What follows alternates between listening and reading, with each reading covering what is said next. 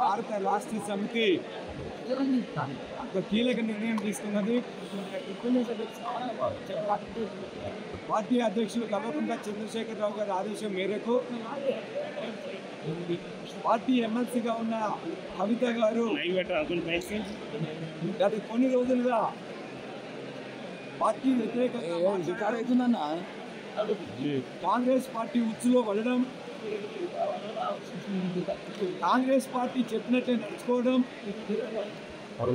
Party senior నాయకుల మీద అనవసరమైన బాధ్యతారహితమైన ప్రకటనలు చేయడం, పార్టీ యావత్తు నాయకులు కార్యకర్తలు ఆందోళనకు గురి కావడం, 60 లక్షల మంది సభ్యులు కలిగి ఉన్న భారత రాష్ట్ర సమితిలో ప్రతి ఒక్కరికి కూడా వారికి ఎంత హక్కు ఉన్నదో అంతే హక్కు ఉంటుంది.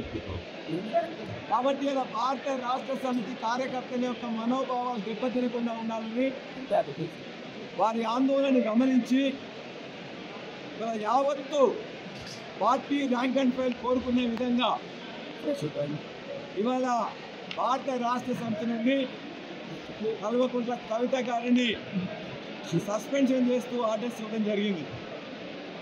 ఇది యావత్తు రాష్ట్ర పార్టీ యంత్రాంగం బాధతో తీసుకున్న నిర్ణయమైన పార్టీకి ఆందోళన కలిగించే విధంగా, పార్టీని కించపరిచే విధంగా తీసుకున్న నిర్ణయాన్ని మొత్తం నాయకులు కార్యకర్తలు చెప్పిన దాన్ని కేసీఆర్ గారు విన్న తర్వాత కేసీఆర్ గారు సస్పెండ్ చేస్తూ నిర్ణయం తీసుకోవడం జరిగింది. ఈ నిర్ణయంతో పార్టీ అనేది ముఖ్యం. పార్టీ ముందు తన కూతురైనా దగ్గర బంధువులైనా ఎవరైనా కూడా సమానమే అని చెప్పేసి చెప్పడం జరిగింది.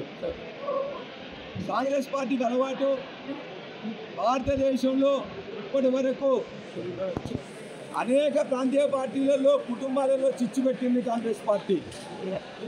అది తమిళనాడు ఉదాహరణ తీసుకున్నా, కర్ణాటకలో జేడీఎస్ ఉదాహరణ తీసుకున్నా, లేక ఇతర పార్టీలలో ఎక్కడ తీసుకున్నా కూడా ప్రాంతీయ పార్టీల్లో కుటుంబాలు ఉన్నప్పుడు ఆ కుటుంబాల్లో చిచ్చు పెట్టడం అనేది కాంగ్రెస్ పార్టీకి వెన్నతో పుట్టిన విద్య.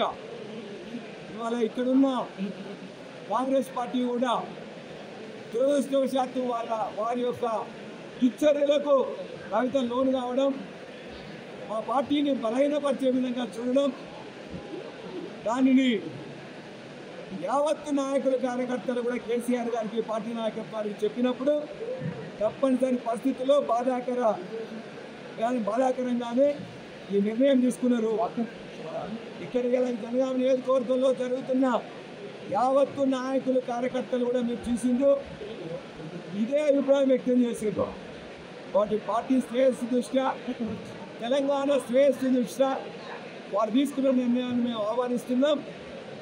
దీన్ని ఈ చర్యతో ఇంకెవరైనా కూడా పార్టీ వ్యతిరేకంగా మాట్లాడినట్లయితే వారు కూడా ఆలోచించుకోవాల్సిందిగా కోరుతున్నాం.